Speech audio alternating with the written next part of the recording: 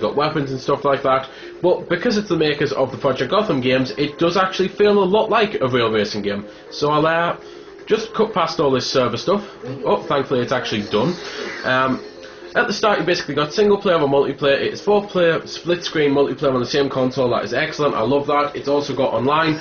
I'll start with the single player stuff because the multiplayer is pretty much, well, it's the races that you're going to see here, but with 4 people up to. And as I don't have 4 people here, well, 3 people, then I'll probably might as well just show off the single player. So single player stuff, you've got the career mode, which is a pretty hefty career mode. There's basically 450 lights to collect, and I'll explain what the lights are, and you'll see just how big it is when I show you the lights and that. You can do friend challenges and that. You can go onto the help if you need it. You can view the leaderboards. Obviously quit out takes you back to the main menu to choose multiplayer. Options, well, there's a lot of stuff for options. You can link to Facebook and Twitter and stuff like that. You can just do this, that and the other, show the controller layout, change the difficulty. You can view your photos that you've taken. You can go to your showroom and view your cars. You've got your stickers, which are your trophy progress and stuff like that, or achievement progress if you're on the Xbox. So nothing much really other than the career mode on the single player, because the other stuff is all just small stuff, I suppose. So anyway then, let's start with the first chapter type thing. You've got a lot of different races, and to be fair, I can't actually start here very quickly. I need to go on to one that the challenges aren't done, because when you first go into one, on the right you've got the challenges of what the person who's challenge it is wants you to do. So for this it's like complete 5 fan demands, 2 fan runs, 4 fan targets, stuff like that. There's all sorts of things that change all the time, and when you actually beat them you get mods and stuff which can help you out. Like for example, the first mod you get the bolt power up, so one of the weapons, instead of getting 3 ammo for it, you get 4. Pretty cool stuff like that. So anyway, the career mode, as I say, is pretty hefty because these are the lights. You get lights depending on where you come in the race and depending on what things that you do. So 5 lights for first, 4 for second, 3 for third, and then there's also other stuff you can do like gaining amount of fans and doing challenges and stuff. So I'll cut into it because these cutscenes, while they're pretty decent and all that, they can be a bit annoying, and so can loading. So this is basically what comes up at the start of the race. It tells you your primary goal, your fan target and your fan run. The fan run, if you've ever played Project Gotham, it's like a cone thing. I'll show one off to basically explain it properly. Fan target is how many fans you've got to get. You get fans by basically being entertaining, so kicking the crap out your rivals, leading throughout the entire race and that, just stuff like that.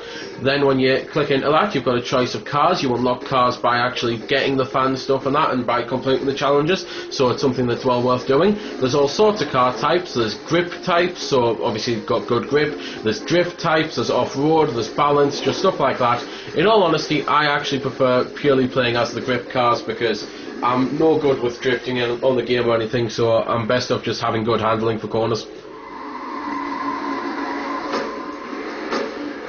So this is the start of a race. As you might have noticed, you do actually get a rolling start, and well, what to explain from here? At the top of the screen you've got your rear view mirror, which comes in very handy.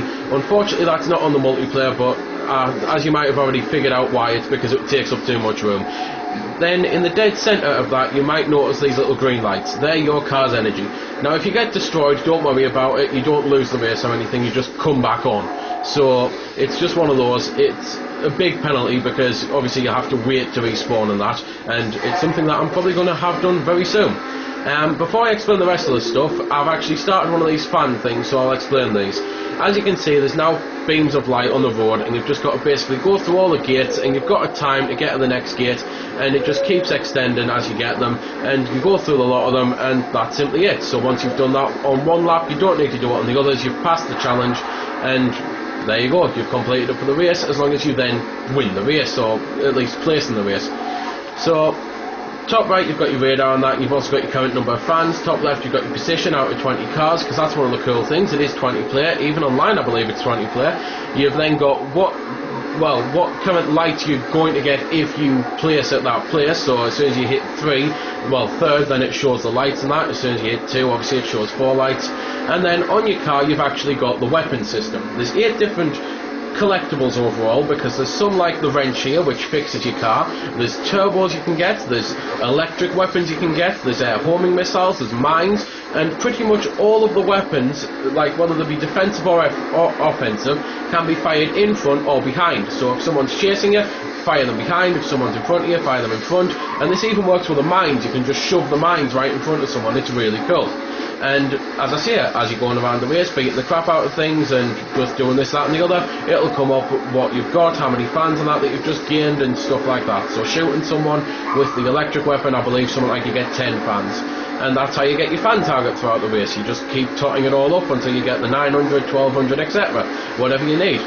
So anyway, on to the actual handling of the game. As I've already mentioned, it does play a bit like a real racer because it is the Gotham team who's done it. So it's not zany arcade physics or anything like that. You do have to be pretty decent at driving, and that's where I imagine a lot of people are now going to turn off, because I know fine well people are going to be expecting zany races, so something like Mod Nation, where it is just total unbelievable physics. It doesn't really